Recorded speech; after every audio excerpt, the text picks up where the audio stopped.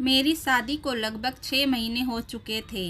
अपनी पसंद की शादी करने के लिए मैंने बहुत पापड़ बेले थे। हमारे घर में यह पहली ऐसी शादी थी जो घर वालों की मर्ज़ी से नहीं हुई थी। लड़की मैंने खुद पसंद की थी।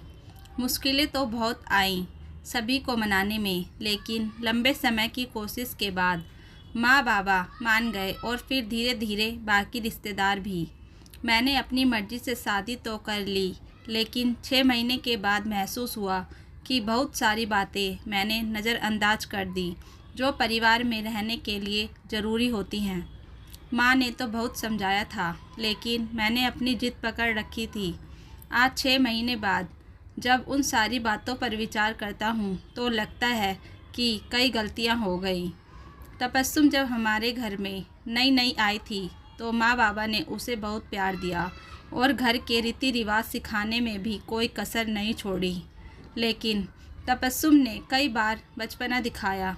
शादी से पहले जैसा उसका बर्ताव था वैसा ही शादी के बाद भी रहा। उसने कभी यह महसूस नहीं किया कि अब वह एक परिवार का हिस्सा है और उसे कुछ जिम्मेदारियां निभानी चाहिए। माँ अक्सर कहती थी, बेटा तुम्हारी बहू सजने संवरने पर ज़्यादा ध्यान देती है और घर के काम में उसका योगदान बहुत कम है। पहले मैं सारा काम खुद करती थी, लेकिन बहू के आने के बाद थोड़ा आराम तो मिलना चाहिए। मैं सोच में पड़ गया कि तबस्सुम को कैसे समझाऊं।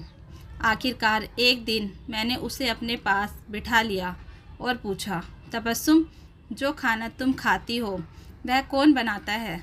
उसने जवाब दिया, माँ बनाती है।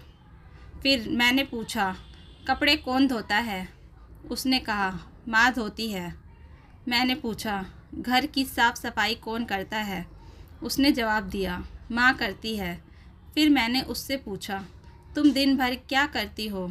तुम्हारा मन कमरे में अकेले नहीं लगता?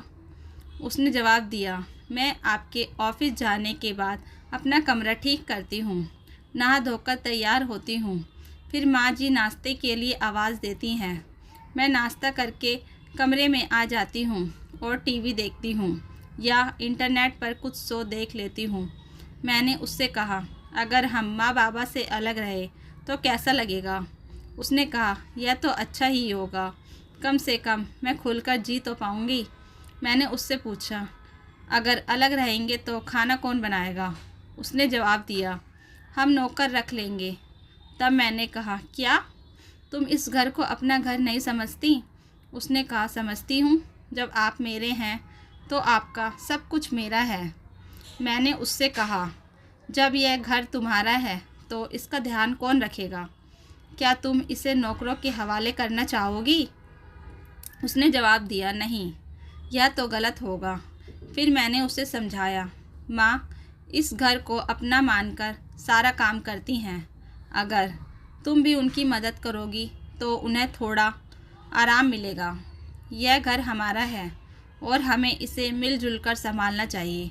ज़रूरत पड़ने पर हम नौकर रख लेंगे, लेकिन तुम्हारा योगदान भी ज़रूरी है। तबस्सुम को अपनी गलती का एहसास हुआ। उसकी आंखों में हल्की शर्मिंदगी थी।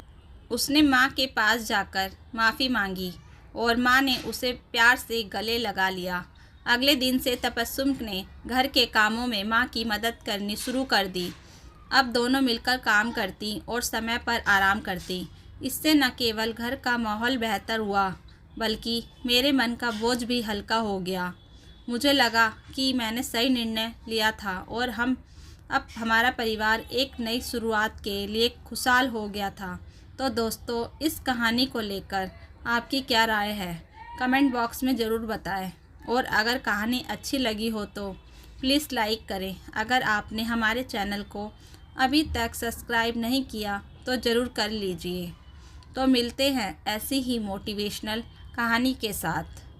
Thank you for watching.